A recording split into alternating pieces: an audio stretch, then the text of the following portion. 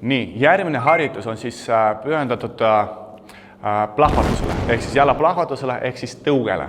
Sest kui me oskame juba teha koha peal lööki, pöörata kea sisse, puu sisse, jalg sisse, see on suurepärane. Kui me oskame juba teha põhilisi liikumisi, ehk siis samme ette, samme taha, see on ka suurepärane. Aga me peame oskama ka tegema nagu päris tõuged jalaga, et meie löök olekski plahvatuslik. See harjutus on siis nimetatud minu poolt jälle kui kellaharjutus. Muidugi võib-olla seal on mingid muud nimed ka, aga see nimi mulle meeldib kõige rohkem. Mis siis see harjutus endast kujutab? No, jälle, me teame juba õppeasendid, õppeasend. Nii, nüüd näiteks ma võtan paremat kätt ja paremat jalga. Ehk siis ma tõstan parem jalg ülesse ja hoian seda sirgena põlves. Pumps. Nii, kui parem jalg läheb tagasi, parem käsi läheb ette. Pumps. Pumps. Siin on päris keeruline, sest me peame hoidma tasakaalu. Pumps. Ja keerame samamoodi õlg ette, ilusti, jalg taha.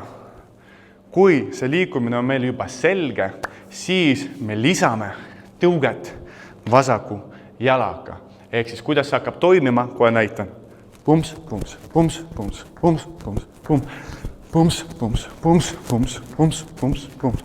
Samas me peame hoidma õiget boksi hoiakut, ehk siis tegema kõiki neid asju, keerata õlg ette, on ju katma lõuga, teine käsi on meil samamoodi kaitseb ribisid, täpselt samamoodi, aga juba tehte seda tõuget ära, ehk siis näitan veel kord. Pumps, pumps, pumps, pumps, pumps, pumps. Vaatame rusika peale, katame õlaga lõuga, jalg on meil alati sirge, et ei tohi kõver olla. Et niimoodi jalg liikuda ei tohi. Proovime ka teha seda vastupidi, vasaku käega ja vasaku jalaga. Pumps, pumps, pumps, pumps, pumps. Jälle, kiired pole kuhugi, proovige algus koha peal lihtsalt liikuda käsi, jalg ja kui see seos tuleb teil juba valmis, siis proovige lisada ka tõuge.